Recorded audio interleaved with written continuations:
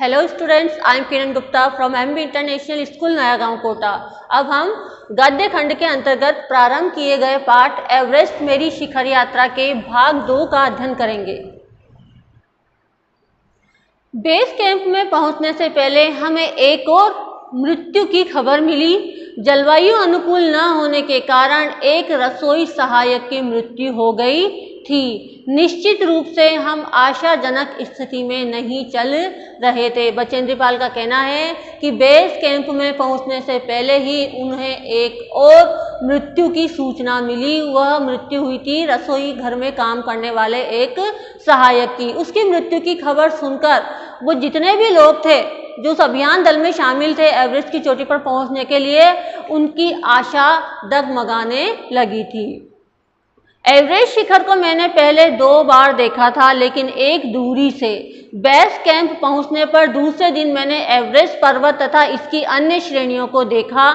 मैं भौचक्की होकर खड़ी रह गई और एवरेस्ट लोत्से और नुत्से की ऊंचाइयों से घिरी बर्फीली टेढ़ी मेढ़ी नदी को निहारती रही। लेखिका को बचेंद्र पाल को बहुत आश्चर्यजनक स्थिति में वो भौचक्की होकर एवरेस्ट की ऊंचाई को देख रही थी। हिमपात अपने आप में एक तरह से बर्फ के खंडों का अव्यवस्थित ढंग से गिरना ही था। हमें बताया गया कि ग्लेशियर के बहने से अक्सर बर्फ में हलचल हो जाती थी, जिससे बड़ी बड़ी बर्फ की चट्टानें तत्काल गिर जाया करती थी और अन्य कारणों से भी अचानक प्राय खतरनाक स्थिति धारण कर लेती थी। सीधे पड़ने का विचार और इस दरार का गहरे चौड़े हिम विदर में बदल जाने का मात्र ख्याल ही बहुत डरावना था। इससे भी ज्यादा भयानक इस बात की जानकारी थी कि हमारे संपूर्ण प्रवास के दौरान हिमपात लगभग 1 दर्जन आरोहियों और कुलियों को प्रतिदिन छूता रहेगा। वहां पर जो बेस कैंप बनाया गया था और वो वहां पर जब पहुंचने वाले थे उसके दौरान हिमपात लगातार वहां पर हो रहा था। तो लेखिका ने यहाँ पर कहा है कि उनके साथ 1 दर्जन आरोही अर्थात पर्वत पर चढ़ने वाले थे, वो उनकी संख्या 1 दर्जन और बाकी जो कुली थे उनको प्रतिदिन इन कठिन परिस्थितियों का सामना करना पड़ेगा। दूसरे दिन नए आने वाले अपने अधिकांश सामान को हम हिमपात के आधे रास्ते तक ले गए। डॉक्टर मीनू मेहता ने हमें एल्यूमीनियम की सीढ़ियों से अस्थायी पुलों का बनाना, लट्ठों और रस्सियों का उपयोग, बर्फ की आड़ी तिरछी दीवारों पर रस्सियों को बांधना और हमारे अग्रिम दल के अभियांत्रिकी अर्थात तकनीकी कार्यों के बारे में हमें विस्तृत जानकारी दी। यहाँ पर आगे जाने पर उनको आगे की ओर कैसे वो अपने सामान को लेकर आगे बढ़े और कैसे उन कठिन परिस्थितियों का मुकाबला करें, इसकी जानकारी उनको दी डॉक्टर मीनू मेहता ने उनको बताया कि कैसे आप अस्थायी एल्यूमीनियम की सीढ़ियां वहां बना सकती है। रस्सियों के द्वारा लट्ठों की सहायता से उनका उपयोग करके आप आगे बढ़ सकती हैं।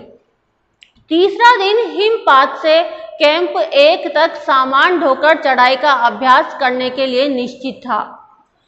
रीता गोम्बू तथा मैं साथ साथ चढ़ रहे थे। उनके साथ एक और स्त्री थी, उसका नाम रीता गोम्बू बताया गया है। उनको सामान ढोकर चढ़ाई करना था कैंप 1 तक पहुंचने के लिए। हमारे पास एक वॉकी टॉकी था। वॉकी टॉकी मतलब वायरलेस फोन था, जिससे हम अपने हर कदम की जानकारी बेस कैंप पर दे रहे थे। कर्नल खुल्लर उस समय खुश हुए जब हमने उन्हें अपने पहुंचने की सूचना दी, क्योंकि कैंप 1 पर पहुंचने वाली केवल हम 2 ही महिलाएं थी। सारी मुसीबतों को पार करते हुए रीता गोम्बी और बचेंद्री पाल कैंप 1 तक पहुंची और उन्होंने नीचे बेस कैंप में जहां कर्नल खुल्लर उनके दल के नेता बैठे हुए थे उनको इसकी सूचना दी। वो बहुत ही खुश हुए। अंगदोरजी, लोपसांग और गगन बिस्सा अंततः साउथ पोल पहुंच गए और 29 अप्रैल को 7900 मीटर पर उन्होंने कैंप 4 लगाया।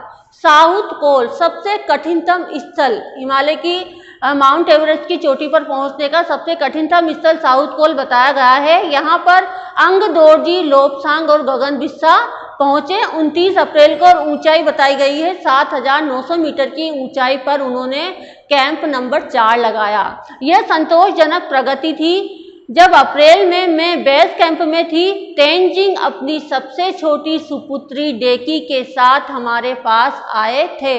अब बचेंद्री पाल याद कर रही हैं कि जब अप्रैल के महीने में वह बेस कैंप में थी, तब तेनजिंग पाल उनसे मिलने आए थे। तेनजिंग एवरेस्ट की चोटी पर पहुंचने वाले प्रथम भारतीय पुरुष हैं।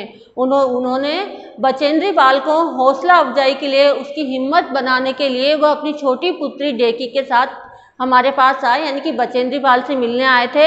उन्होंने इस बात पर विशेष महत्व दिया कि दल के प्रत्येक सदस्य और प्रत्येक शेरपा कुली से बातचीत की जाए। वो सब लोगों से बात करना चाहते थे, जो भी दल आगे रवाना होने वाला था। जब मेरी बारी आई, मैंने अपना परिचय यह कहकर दिया कि मैं बिल्कुल ही नौसिखिया हूँ। नौसिखिया मतलब मैं इस क्षेत्र में बिल्कुल अनजान हूँ, मुझे इसका कोई अनुभव नहीं है और एवरेस्ट मेरा पहला अभियान है। तेनजिंग हंसे और मुझसे कहा कि एवरेस्ट उनके लिए भी पहला अभियान है, लेकिन यह भी स्पष्ट किया कि शिखर पर पहुंचने से पहले उन्हें 7 बार एवरेस्ट पर जाना पड़ा था। फिर अपना हाथ मेरे कंधे पर रखते हुए उन्होंने कहा, तुम एक पक्की पर्वतीय लड़की लगती हो, तुम्हें तो शिखर पर पहले ही प्रयास में पहुंच जाना चाहिए। तेनजिंग ने बचेंद्री पाल का हौसला बढ़ाया। उन्होंने कहा कि मैं भी चोटी पर पहुंचने से पहले 7 बार असफल हुआ हूँ और तुम तो मुझे एक पक्की पर्वतीय लड़की लगती हो, मुझे लगता है तुम तो पहले ही प्रयास में पहुंच जाओगी। 15 से 16 मई 1984 को बुद्ध पूर्णिमा के दिन मैं ल्होत्से की बर्फीली सीधी ढलान पर लगाए गए सुंदर रंगीन नायलॉन के बने तंबू के कैंप 3 में थी। कैंप में 10 और व्यक्ति थे।